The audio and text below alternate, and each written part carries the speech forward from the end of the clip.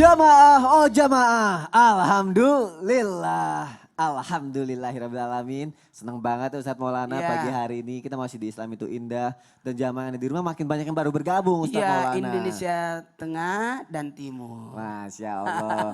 Jamaah temanya bagus banget loh. Tema kita adalah penangkal gangguan setan ketika sholat. Kadang kan kita kalau sholat suka gak khusyuk nih. Nah kita cari tahu nih caranya gimana biar lebih khusyuk. Aku mau nanya lagi sama Ustadz Syam. Siap. Ustadz, Apa itu? aku masih suka gak khusyuk Ustadz. Apalagi gak khusyuknya? Banyak banget kayaknya aku gak khusyuk selalu gitu. Tadi kan terlalu banyak pertanyaannya. Pertanyaannya. Kali ini ada yang ngasih tahu, mungkin wudhunya sama niatnya nggak bener kali lo, katanya gitu. Waduh, Emang bener kayak gitu Ustadz Syam?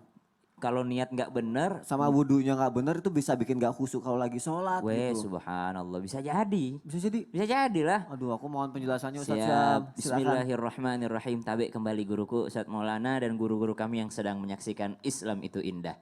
Ternyata pertanyaan tentang khusyuk ini jadi pertanyaan yang panjang gitu ya. Iya. Karena terlalu banyak gangguan-gangguan ketika kita melaksanakan ibadah kepada Allah Subhanahu wa taala. Termasuk diantaranya yang sudah dijelaskan oleh guru kami tadi di awal, Ustadz Maulana menjelaskan bahwasanya salah satu cara untuk khusyuk adalah menghilangkan segala gangguan yang kemungkinan akan membuat kita tidak khusyuk. Menghilangkan segala gangguan yang memungkinkan kita untuk tidak khusyuk dan membawa segala kemungkinan yang akan membuat kita khusyuk. Berarti kalau dibilang membawa atau menyiapkan yang membuat kita khusyuk, berarti dari persiapannya udah khusyuk gitu. Dari persiapannya sudah menuju kepada kekhusyuan sholat itu sendiri. Persiapan menuju sholat apa sih? Mempersiapkan baju yang terbaik, mempersiapkan tempat yang terbaik. Bukankah kita diminta untuk menunggu waktu sholat, bukan sholat yang menunggu kita gitu. Jadi kita yang menunggu waktu sholat tapi bukan sholat yang menunggu kita yang datang. Berarti dari wudhunya saja sudah diperbaiki. Karena Allah Subhanahu wa taala sudah menjelaskan di dalam Al-Quran ketika mendengar ayat ini saja kita langsung takut gitu. يا أيها الذين آمنوا لا تقربوا الصلاة وأنتم سكارى حتى تعلموا ما تقولون ولا جنبا إلا عابري سبيل حتى تغتسلوا. Dari ayat ini saja kita dilarang untuk mendekat sholat. Kalau kita yang dilarang untuk mendekat sholat berarti kita yang butuh dengan sholat. Allah jangan kau dekati sholat dalam keadaan mabuk. Jangan kau dekati sholat dalam keadaan engkau belum bersuci. Berarti mensucikan diri ini termasuk daripada mempersiapkan kekhusyuan itu sendiri. Jadi dari wudhunya saja sudah diperbaiki. Yang kedua pertanyaannya tadi tentang niatnya. Karena niatnya suka yang namanya bermasalah sehingga tidak mendatangkan, menghadirkan yang namanya kekhusyuan. Apa sih gunanya niat itu? Coba ada orang misalnya habis sholat subuh dia berzikir khusyuk sekali zikirnya. Setelah zikir dia pulang ke rumahnya kerja langsung ke kantor sampai zuhur. Habis sholat zuhur dia tidur siang sampai asar. Habis sholat asar dia ngaji sampai maghrib. Ternyata maghrib baru ingat makan. Kira-kira terhitung puasa enggak? Enggak ya? Enggak. Kenapa? Karena enggak ada nih niatnya. Sebaliknya ada orang yang berniat sebelum sholat subuh. Saya mau puasa besok. Saya niat puasa. Ternyata pas sholat zuhur dia lupa dia makan siang. Sampai kenyang. Habis minum baru dia ingat kalau dia puasa. Setelah itu dia lanjutkan puasanya. Apakah puasanya sah? Sah. Kenapa sudah? Niat. Itulah kekuatan niat. Yang satunya memang menahan lapar dari subuh sampai maghrib. Tapi tidak ada niatnya tidak terhitung puasa. Yang satunya ternyata makan siang. Tapi karena ada niatnya dan dia melanjutkannya. Maka dia terhitung puasa. Maka dari itulah pentingnya seseorang memperbaiki niat ketika sholat.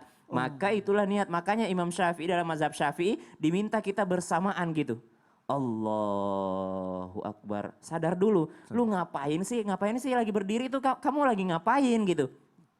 Masa orang berdiri aja ikut Allah Akbar. Itu dia nggak tahu ini sholat apa. Gimana nggak lupa rokaatnya yang akan dibahas sebentar sama guru kita. Itu gimana dia nggak konsentrasi kalau dia sholat itu aja dia nggak tahu dia mau sholat apa. Maka memperbaiki niat di dalam sholat itu sendiri. Aku mau nanya, kalau kita harus memperbaiki niat kita harus tahu niatnya dulu. Benar nggak sih kalau misalnya kita niatnya 3 kali salah tuh harus ulang wudhu lagi? Kok bisa gitu? Mungkin kita salah-salah mulu kata Oh sholat kita, apa ada yang orang gini, ternyata salah gitu. Allah, belum khusyuk. Oh belum khusyuk ini. Allah, aduh, belum khusyuk. Aduh. Allah. Aduh belum lihat ternyata gitu. Apakah dia harus mengulang? Oh tidak. Oh, enggak. Lanjutkan saja sholatnya. Yang penting tidak lewat berapa?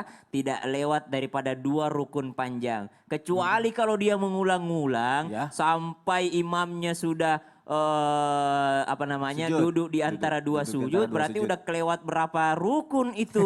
Ya kan? Jangan sampai kelewat beberapa rukunnya. Tapi kalau dia berniat Allahu Akbar, tidak sampai yang namanya imamnya ruku karena dia harus baca Al-Fatihah loh ya. Ya. Dia harus baca Al-Fatihah, berarti jangan juga terlalu lama. Yang penting dia Allahu Akbar. Sadar bahwa dia mau sholat maghrib 3 rakaat karena Allah, selesai. Oh Masya Allah, berarti kalau kita mau sholatnya khusyuk persiapan dari awalnya dulu Iya. memang harus pas dulu, harus niat dulu dari niat dan wudhunya itu ya Ustaz Syam Mempersiapkan ya. sesuatu yang mendatangkan khusyuk dan menghilangkan sesuatu yang menghilangkan khusyuk. Masya Allah, jazakallah khair Ustaz Sama-sama, Syam. Tuh jamaah gimana, udah siap untuk itu semua? Kalau kita lakuin insya Allah nanti sholat kita lebih khusyuk lagi ya. Wudhunya diperbaiki, niatnya diperbaiki, kita siapin semuanya Masya Allah. Kita lanjutin lagi jamaah yang ada di rumah.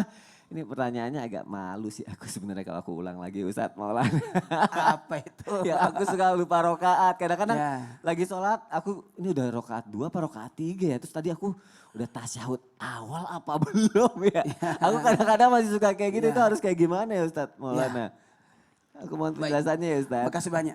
Izin sosam. Bismillahirrahmanirrahim. Jamaah. Ye. Oh jamaah. Ye. Alhamdulillah. Alhamdulillah Rabbil Alamin. Kalau ada yang bertanya bagaimana caranya supaya tidak lupa-lupa dalam sholat.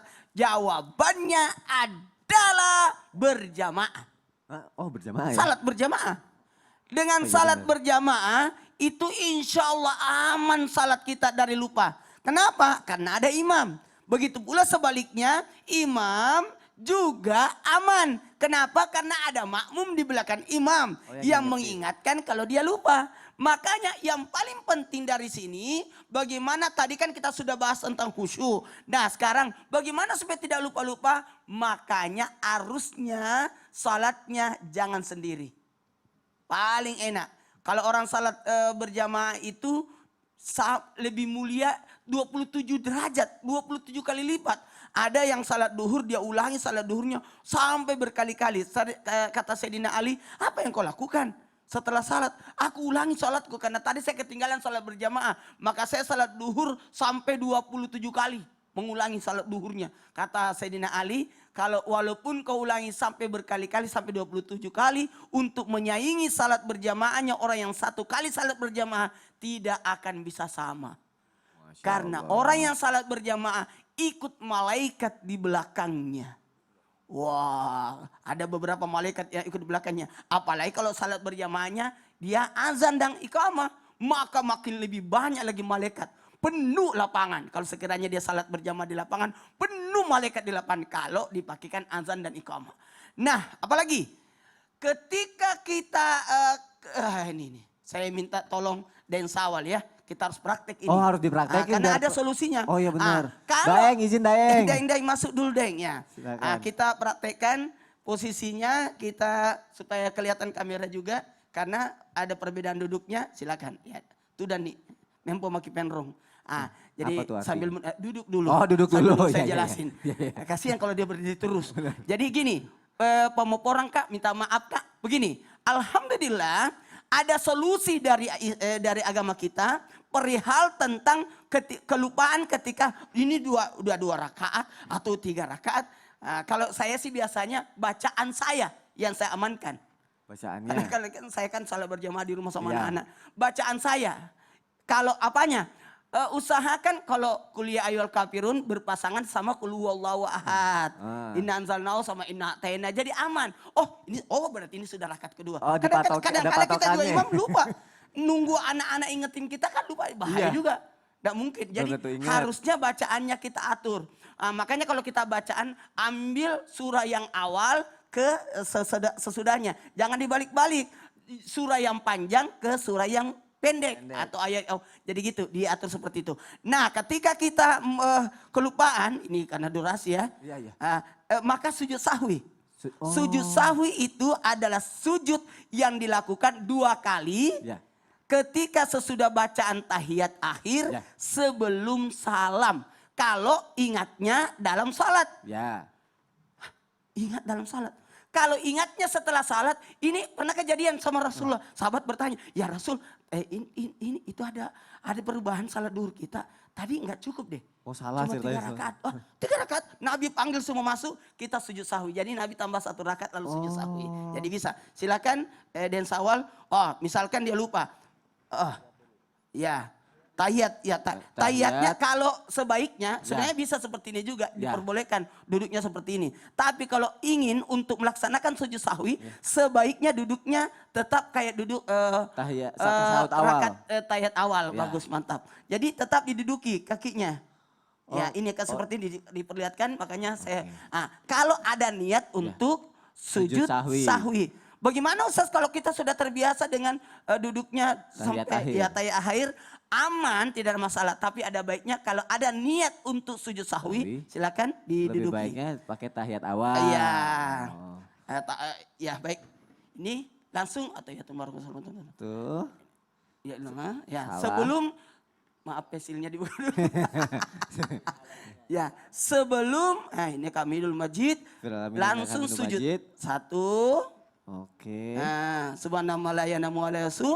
Baru duduk sujud lagi. Oh 2 kali. 2 kali, 2 kali. Oh. Sujud 2 kali. Subhanallah la yanamu ala yasu. Allah Akbar. Assalamualaikum warahmatullahi Oh wabarakatuh. baru salam. Langsung salam. Nah, sekiranya dia baru ingat, Ya. waduh ini 3 rakaat. Oh ternyata ingat ya, yang disujud sahwi itu, yang lupa itu ketika lupa sunat ayat salat. Salat. Tapi kalau ruku yang dilupa, ulangi salatnya. Oh ulang gitu Iya. sholatnya kalau Oke mantap, rukunnya. aman, makasih banyak. Terima kasih ya Daeng, Masya Allah. Oh Iya. berarti kalau misalnya kita lupa, kita langsung sujud sahwi itu. Sujud sahwi, tapi ingat ya sujud sahwinya sesudah bacaan tahiyat akhir Akhir. sebelum salam. Itu Allahu Akbar lagi gak sih Ustaz biasanya? Apa langsung Allahu sujud Akbar, sahwi iya. aja? Allahu Akbar. Allahu Akbar langsung sujud sahwi ya? Langsung sujud sahwi. Masya Allah berarti aku kalau misalnya lupa lagi aku harus sujud sahwi. Tapi kalau bisa jangan sampai lupa lagi deh, jamaah juga jangan sampai lupa lagi ya. Karena kan sekarang udah tahu nih gimana caranya biar sholatnya lebih khusyuk lagi. Kalau gitu sekarang kita sama-sama belajar biar sholat kita diterima sama Allah Subhanahu Wa Taala. Baik jamaah kita lanjutin lagi yuk pelajaran kita hari ini. Nah sekarang aku mau ngasih kesempatan nih pertanyaan jamaah yang ada di rumah mau dijawab sama guru-guru kita. Kalau gitu langsung aja kita masuk ke segmen Tanya Dong Ustadz. Kami semua tanya dong Ustaz. Masya Allah tabarakallah. Alhamdulillah, Ustaz.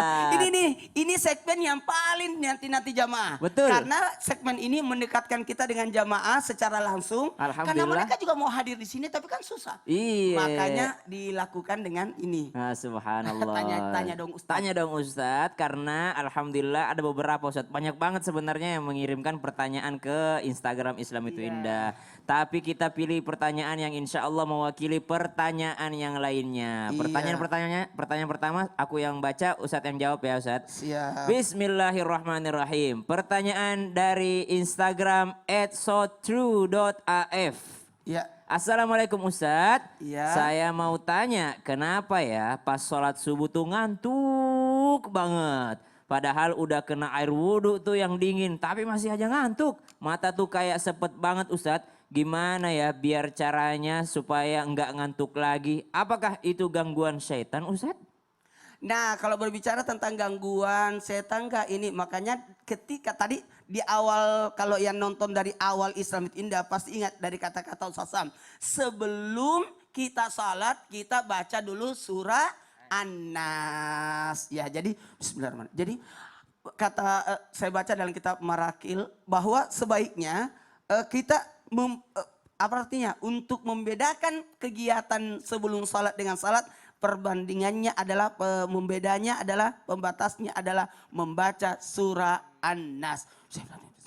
Anu kasihnya itu pakaian itu matikan itu TV matikan itu Allah salah harusnya tenang dulu lakukan yakni surah An-Nas karena pada saat kita salat ada namanya setan al-khansab. Setan yang menggoda kita ketika salat. Al-walhan ketika berwudu, al-hansab ketika salat, salambur ketika kerja, dasin ketika makan dan rumah tangga, wasnan ketika kita tidur. Anak-anak adalah ada dua setannya. Jadi pokoknya banyak setan. Jadi pada saat ini kita hilangkan dulu. Kita hilangkan dulu setan itu. Dengan cara membaca surah An-Nas itu. Jadi bisa jadi ngantuk itu juga godaan Iya. setan Ustaz ya. Iya. Subhanallah Pasti ternyata. godaan setan. Kalau berbicara apakah ini godaan setan atau bukan, ya godaan setan. Ya Allah. Iya. Sekarang saya lagi nih yang nanya. Siap Ustaz. Ini saya bacakan dari Instagram yang mau bertanya langsung aja ya. Ustadz mau nanya. Siap. Katanya salah satu cara setan Enggak ganggu. enggak ganggu, bacaan ini. Enggak ganggu. Iya. Kita pas salat itu sebelum salat fardu kita salat sunat dulu ya. Emangnya bisa ya salat sunat menangkal gangguan setan? Soalnya salat fardu aja enggak usuh, ditambah lagi salat sunat lagi. Mohon penjelasannya Ustadz. Wah ini. Subhanallah, sebenarnya saya setuju dengan akun yang bertanya ini bahwasanya gimana ya sholat fardu aja nggak khusyuk apalagi pakai sholat sunnah segala, dua dong dosanya, dua-duanya nggak khusyuk. Tapi ternyata ketika kita sudah latihan artinya ada pemanasan. Seorang pemain bola saja yang profesional nggak mungkin akan mau walaupun udah injury time, nggak mungkin dia langsung masuk ke lapangan untuk menyelamatkan timnya. Mesti ada pemanasannya dahulu. Di antara pemanasannya adalah sholat sunnah qobliyah. Dan sholat sunnah qobliyah ini adalah sesuatu juga yang tidak pernah ditinggalkan oleh baginda Nabi Shallallahu Alaihi Wasallam. Kenapa? Ketika orang sholat sunnah itu adalah bentuk dimana bahwa ya Allah sebenarnya saya butuh juga pahala dari sholat saya. Karena sholat wajib itu ya udah semua orang mengerjakannya. Tapi kenapa disebut sholat sunnah? Karena dia adalah bonus dari Allah Subhanahu Wa Taala. Coba deh kalau misalnya ragu khusyuk nggak sholat fardunya ya latihannya di sholat sunnahnya. Tapi untuk teman-teman yang pemula mungkin ada teman-teman yang baru hijrah jangan langsung dihajar. Kamu harus sholat sunnah ini nanti dia jadi malas. Aduh jadi malas sholat Islam banyak banget sholatnya. Tapi ingat rugilah orang yang tidak melaksanakan ibadah sunnah dari baginda Nabi Shallallahu Alaihi Wasallam. Gitu mungkin. Puas sekali nih jamaah di rumah sekarang. Nah, Alhamdulillah. engkau sih makanya makanya. Nah, engkau penangkalnya supaya narko masem pajaki dena ganggu setan. Ageng engkau penangkal nakan teman kasar kan nya ka penangkal nanti. Demi astagfirullah. Oh iya astagfirullahaladzim. Ini nih jamaah. Nonton orang Oh iya. se-Indonesia. Orang Indonesia. nonton. Iya. Jangan dibahas sama Iya, kasar. jadi gini maksud saya. Ada yang nggak penangkal ketika kita sholat supaya tidak diganggu setan? Itulah tema kita hari ini Ustadz. Oh iya. Makanya jangan kemana-mana. Tetap di Islam itu indah karena kita hari ini bahas penangkal syaitan supaya orang tidak khusyuk gitu. Penangkal setan, ya setan kan membuat kita tidak khusyuk. Ya. Ya jadi kita cari penangkalnya. Supaya penangkalnya? kita khusyuk beribadah Oke deh. insya Allah. Jangan kemana-mana tetap di Islam itu indah. Jamaah, jamaah. Alhamdulillah. Alhamdulillah.